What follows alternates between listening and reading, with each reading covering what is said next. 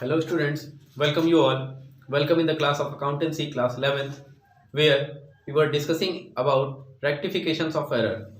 Students, in the previous classes we have came to know that what is the rectification, what is the literal means of like rectification, and also we came to know that what are errors, and also a part of that we came to know that what are accounting error, which type of accounting error took place in the books of account while a accountant record these transactions in books of account in various condition, and what are the consequences that took place when an accounting error exist in the books of account. हमने जाना था कि books of account में जब accounting error हो जाती है तो क्या सिचुएशन बनती है, कैसे उस बुक्स ऑफ अकाउंट का इम्पैक्ट रिमूव किया जाता है, किस तरीके से उस बुक्स ऑफ अकाउंट की इम्पैक्ट को हम रिमूव करके एक सही एक्यूरेट और नॉट मिसलीडिंग जो बुक्स ऑफ अकाउंट है वो बनाते हैं। और इसी के साथ हमने जानने की कोशिश की थी कि अलग अलग तरीके की कौन सी मेजर अकाउंटिंग एरर्स होती हैं, जिसमें हमने बात की थी दो मेजर कैटेगरी की, दैट आर अल्टीमेटली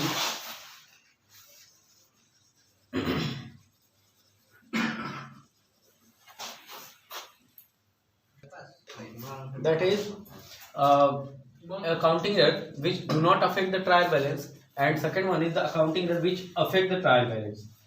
एक ऐसी अकाउंटिंग एरर जो ट्रायल बैलेंस को अफेक्ट नहीं करती है, that are simply known as two sided errors, और वो अकाउंटिंग एरर जो ट्रायल बैलेंस को अफेक्ट करती है ultimately these are one sided errors. ठीक है, अब जिनकी बातें हम लोगों ने कर ली थी उनमें हम लोगों ने टू साइडेड एरर्स की जो है बातें की थी। Ultimately major two sided error की जो टाइप्स थी, जो कैटेगरीज थी, दैट इज पहला एरर ऑफ ओमिशन, जिसमें हम ट्रांजैक्शन रिकॉर्ड करना भूल जाते थे, जिसमें ओमिट हो जाते थे ट्रांजैक्शन, अल्टीमेटली रिकॉर्ड नहीं हो पाते थे। ठीक है, ओमिशन मीन्स नॉट रिकॉर्डिंग। इसके अलावा हम लोगों ने बातें की थी अबाउट एरर ऑफ प्रिंसिपल, इसके भी प्रैक्टिकल एग्जांपल समझने की कोशिश की थी हमने। एरर ऑफ प्रिंसिपल में हमने बताया था कि जो कैपिटल एंड रेवेन्यू आइटम्स होते हैं उनको हम क्लेरिफाई नहीं कर पाते हैं, उनके अंतर क्लेरिफाई नहीं कर पाते हैं। और साथ ही साथ हमने बात की थी about the errors of posting in wrong account,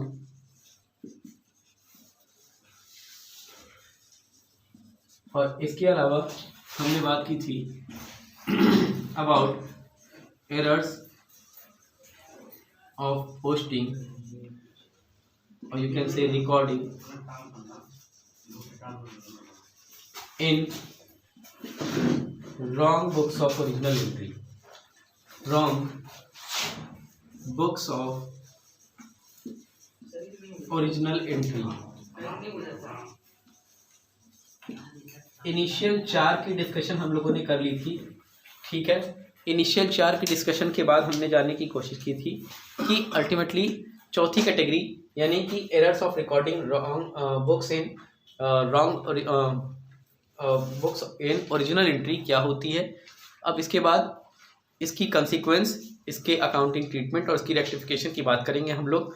और अल्टीमेटली हम लोग बात करेंगे that are what major categories of one sided error, जिसमें दो कैटेगरीज बनती हैं। पहला error before the preparation of trial balance,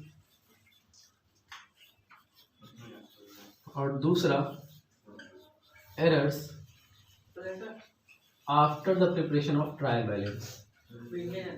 ठीक है, यहाँ मैं आपको जो है बताता चलूँ कि जिन एरर्स को हम रेक्टिफाई नहीं कर पाते जिन एरर्स को हम आइडेंटिफाई नहीं कर पाते before the preparation of trial balance, उनको हम जानते हैं errors after the trial balance में, और इनको रेक्टिफाई करते हैं हम with the help of with the help of suspense account। ठीक है, अल्टीमेटली वो एरर्स जो वन साइडेड हों लेकिन ट्रायल बैलेंस की प्रिपरेशन के बाद आइडेंटिफाइड होती हैं, उनको हम सस्पेंस अकाउंट की हेल्प से रेक्टिफाई करते हैं, यानी सस्पेंस अकाउंट की का यूज़ करके रेक्टिफाई करते हैं। और जिन एरर्स को हम ट्रायल बैलेंस के पहले ही आइडेंटिफाई कर देते हैं, उनकी प्रिपरेशन के पहले ही आइडेंटिफाई करते हैं, उनको रेक्टिफाई करते हैं हम rectified bye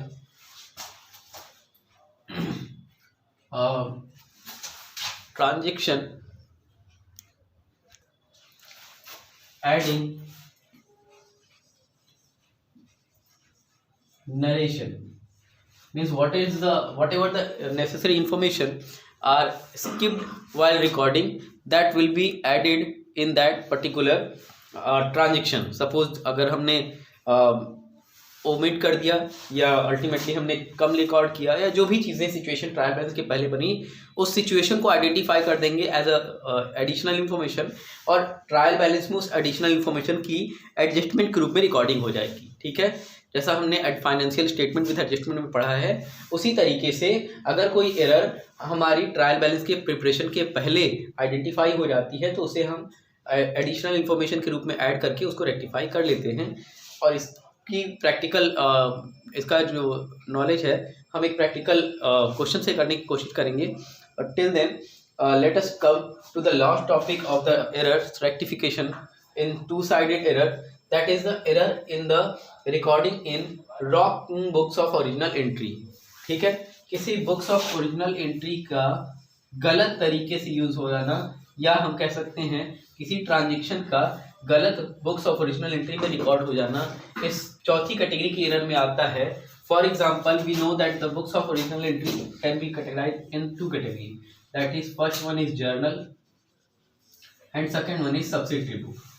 subsidiary book can further categorise as purchase book, sale book, purchase return book, sale return book, bills payable book, bills receivable book, और so many more. Okay, you can say journal proper also. ठीक है, ये सारी जो books हैं, ये सारी books जो है बुक्स ऑफ ओरिजिनल एंट्री कहलाती हैं। ठीक है, अल्टीमेटली अगर हमने सपोज किसी सेल के ट्रांजेक्शन को हमने परचेज रिटर्न में रिकॉर्ड कर दिया, परचेज रिटर्न बुक में रिकॉर्ड कर दिया, तो ऐसी कंडीशन में हम स्पेसिफाई नहीं कर पाते हैं कि ट्रायल बैलेंस की प्रिपरेशन हो जाती है, स्पेसिफाई नहीं कर पाते हैं कि जो साइड है अल्टीमेटली सेल रिटर्न बुक जो है वो भी हमारे ट्रांजेक्शन को क्रेडिट साइड रिकॉर्ड करती है, और अल्टीमेटली परचेज रिटर्न बुक भी हमारे ट्रांजेक्शन को क्रेडिट साइड रिकॉर्ड करती है। इसलिए हमारी ये एरर ट्रायल बैलेंस को तो इफेक्ट नहीं करती है, लेकिन इवन आफ्टर दैट जो इन्फॉर्मेशन है वो मिसलीड करती हैं और एक्चुअल इन्फॉर्मेशन प्रोवाइड नहीं करा पाती हैं। Therefore, it could said that when a transaction is wrongly recorded in the wrong books of original entry, in such condition, we could say that the error of recording wrong books of original entry take place there, which is an category of two-sided error, and it does not affect the trial balance. These all types of error and their practical example will be deal with a example that is going to be deal before you, and let us know that how such type of error will be rectified and modified with the help of the rules of double entry system. Let's talk about these all topic with a practical example. So let us discuss our concept of rectification of accounting treatment with the given example before you, and let us came to know that what should be the rectificational treatment in the books of accounting when such kind of error took place in your books of account. हम ये देखेंगे कि अगर हमारी company में, अगर हमारे transaction में इस टाइप के एग्जिस्टेंस होती है, इस टाइप की एरर्स एग्जिस्ट करती है, तो ऐसी कंडीशन में हम क्या एंट्री करते हैं, किस तरीके से इसके इफेक्ट को रिमूव करते हैं अपने बुक्स ऑफ अकाउंट में, और किस तरीके से हमारी बुक्स ऑफ अकाउंट को एक्यूरेट और प्रिवेंटेड फ्रॉम मिसलीडिंग बनाते हैं। सो बात करते हैं एक एक करके इन सारे एग्जांपल्स की, जहां हम सबसे पहले बात करेंगे the initial one, that is where the initial example was the example of credit sale that has been taken place in the books of account. हमारी क्रेडिट सेल जो है हमारी बुक्स ऑफ अकाउंट में, that a credit transaction taken place with Arun and it was not recorded in the books at all. It means it is the error of omission. Means the transaction is completely not recorded at all. यानी इसे हमारी books of account में record नहीं किया गया। तो इसको record करने का सबसे सिंपल तरीका है कि हम अपने बुक्स ऑफ अकाउंट में इन ट्रांजेक्शन को रिकॉर्ड कर दें एज पर द रूल। ठीक है, तो ऐसी कंडीशन में इसकी रेक्टिफिकेशन एंट्री हो जाएगी, that is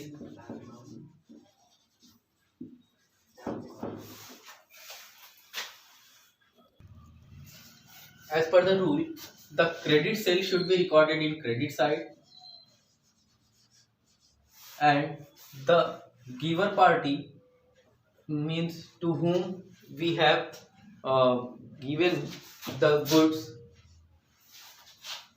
should be debited, means Arun or Arun's account will be debited to sales account and narration will be being transaction was wrongly, or you can say omitted, now rectified, now rectified,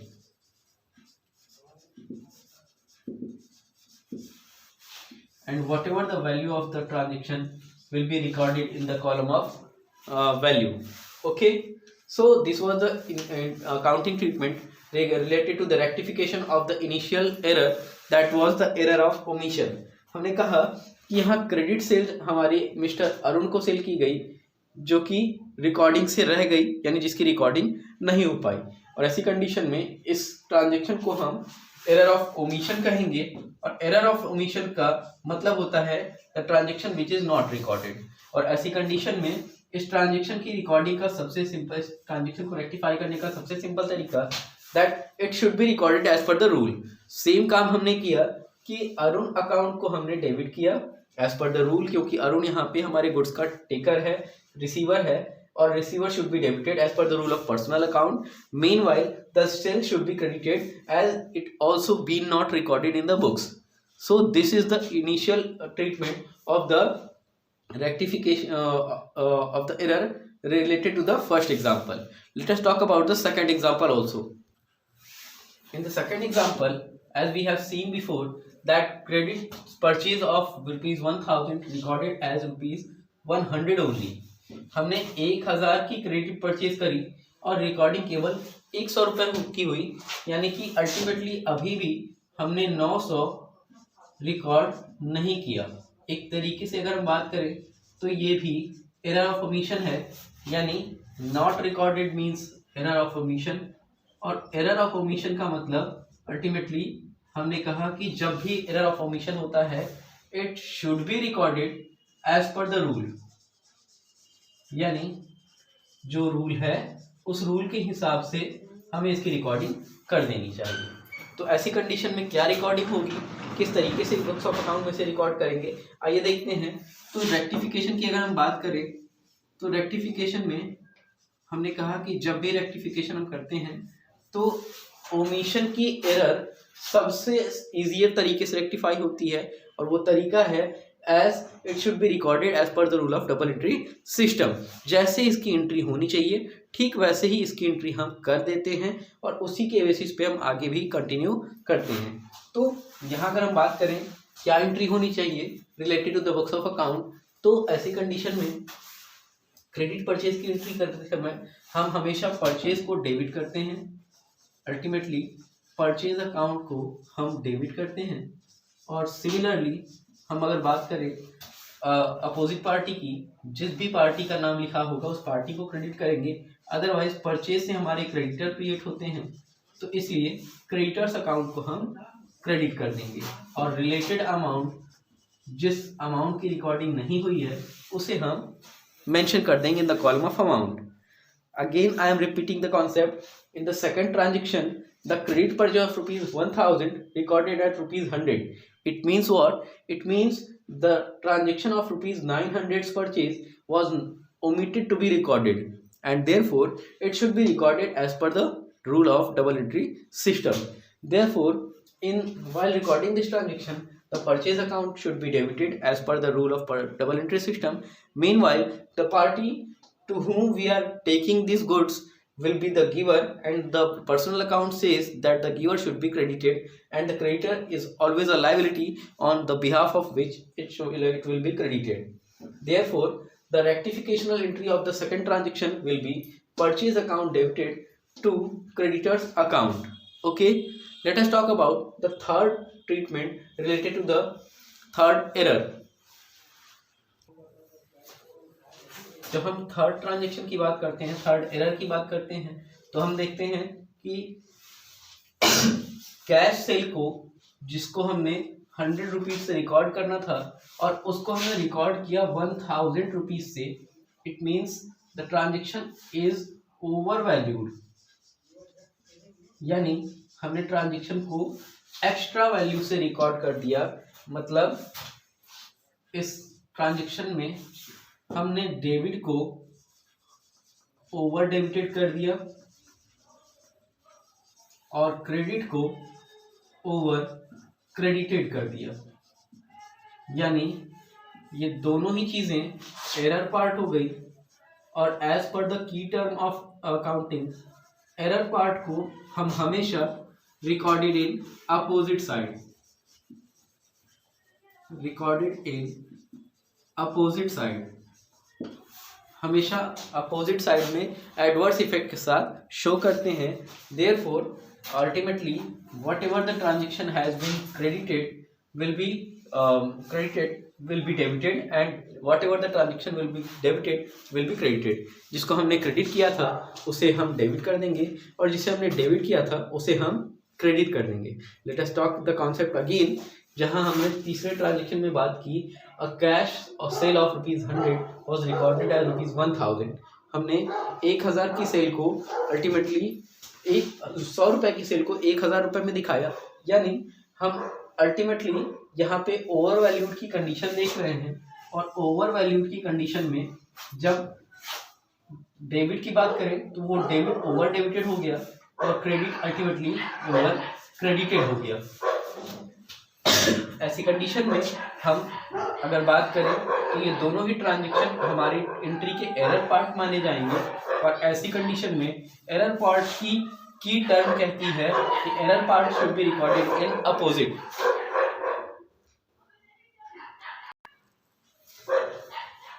and ultimately therefore the treatment of this transaction will be that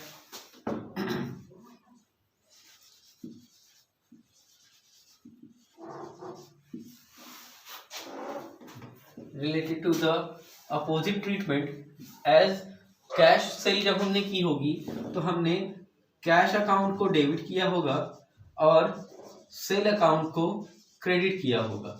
लेकिन जब हम adverse entry की बात करें तो cash credit हो जाएगा और सेल डेबिट हो जाएगा, यानी रेक्टिफिकेशनल एंट्री हो जाएगी हमारी sale account debit to cash account. और ऐसी कंडीशन में हम अमाउंट की बात करें तो जो रॉन्ग अमाउंट है जिसकी ओवर वैल्यूएशन हुई केवल उसी की रिकॉर्डिंग करेंगे हम, यानी डिफरेंशियल फिगर दैट इज ₹900। इस 900 से हम रेक्टिफिकेशन की एंट्री पास करेंगे और ये एंट्री अपने आप में कंप्लीट एंट्री मानी जाएगी, और इस एंट्री के इफेक्ट से हमारी जो प्रीवियस एरर है वो एरर अपने आप रिमूव्ड हो जाएगी, अपने आप मिनिमाइज हो जाएगी। Hope the treatment of this third error is very much clear to you. जहाँ हमने देखा कि कैश सेल को हमने ओवर वैल्यूड किया और ओवर वैल्यूड करने की कंडीशन में जो डेबिट है वो ओवर डेबिट हुआ और क्रेडिट ओवर डेबिट हुआ, इसलिए ये दोनों ही ट्रांजेक्शन के एरर पार्ट माने जाएंगे। And as per the key term these both transactions should be recorded in opposite. Therefore, the cash which has been debited earlier, it should be credited, and the sale which has been credited earlier, it will be debited. और entry हो जाएगी हमारी sale debit to cash with the differential figure that is 900. And let us talk about the final treatment, that is cash sale of rupees 100. Sorry, the purchase of furniture as has been debited in purchase account. इस third entry की अगर हम बात करें तो third entry में error of principal exist करती है, क्योंकि यहाँ पे हमने फर्नीचर की परचेज की है। परचेजिंग जो हमारी फर्नीचर की हुई है वो अल्टीमेटली हमने परचेज अकाउंट में रिकॉर्ड कर दी है। इसका मतलब हमने कैपिटल आइटम को रेवेन्यू आइटम मान करके रिकॉर्ड कर दिया है ना। और ऐसी कंडीशन में, इन दोनों ही कंडीशन में जो एक एरर एग्जिस्ट करती है, that is error of principle, ठीक है। और ये जो एरर है ये अल्टीमेटली एरर ऑफ प्रिंसिपल होती है। और सेम इसमें भी वही रूल अप्लीकेबल होगा कि जो आइडियल पार्ट है या जो रियल पार्ट है, करेक्ट पार्ट है, उसे हम डेबिट सेम साइड में रिकॉर्ड करेंगे, और जो रियल पार्ट है जो कि रॉन्गली रिकॉर्डेड हुआ है उसे हम अपोजिट साइड में रिकॉर्ड करेंगे। इट मीन्स कि जिसको हमने सही रिकॉर्ड करना चाहिए था लेकिन नहीं कर पाए हम, उसे हम अल्टीमेटली रिकॉर्ड करेंगे। जैसे अगर कैपिटल ट्रांजेक्शन को हमने रिकॉर्ड नहीं किया तो सबसे पहले हम कैपिटल ट्रांजेक्शन को रिकॉर्ड करेंगे, और अगर हमने रिवेन्यू ट्रांजेक्शन को रिकॉर्ड किया है तो रिवेन्यू ट्रांजेक्शन को अपोजिट साइड में रिकॉर्ड करेंगे। In this case therefore the rectification entry will be the furniture account will be debited to cash or you can say purchase account, because purchase account was the error part and it has wrongly debited due to the unidentification of capital item and revenue item.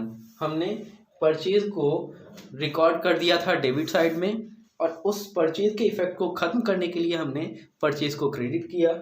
Similarly furniture account को जिसको हमने record नहीं किया था वो हमारी entry का ideal part था, इसलिए जहां उसे होना चाहिए उसी साइड में, यानी फर्नीचर अकाउंट को डेबिट साइड में रिकॉर्ड करके इस एंट्री के इम्पैक्ट को क्लियर किया, इस एंट्री के ट्रांजेक्शन को ट्रीटमेंट को जस्टिफाई किया, और जो भी बुक्स ऑफ अकाउंट जिस भी वैल्यू के साथ रिफ्लेक्ट होनी चाहिए थी उनको उसी वैल्यू के साथ रिफ्लेक्ट किया, ताकि हमारी जो बुक्स ऑफ अकाउंट हैं वो आइडियल तरीके से, आइडियल रूप में हमारे ट्रांजेक्शन की वैल्यू को रिप्रेजेंट करें, और साथ ही साथ रिप्रेजेंट करें हमारी बुक्स ऑफ अकाउंट की एक्यूरेसी को, और उससे हमारे जो भी ऑब्जेक्टिव्स हैं वो अटेन हों, और हमारे बुक्स ऑफ अकाउंट की इंटरेस्टेड पार्टी जो भी इंफॉर्मेशन चाहती हैं वो इंफॉर्मेशन अवेल कर सकें, और हमारी बुक्स ऑफ अकाउंट एक आइडियल बुक्स ऑफ अकाउंट कहलाए, ताकि हमारे अकाउंटिंग के जो भी ऑब्जेक्टिव हैं वो सारे ऑब्जेक्टिव टाइमली और इफेक्टिवली अचीव हो सकें। Hope the concept of the treatment related to the rectification of error are very much clear to you. We will take some more example in the next class related to the rectification of various kinds of error. Till then, take care of you all and goodbye.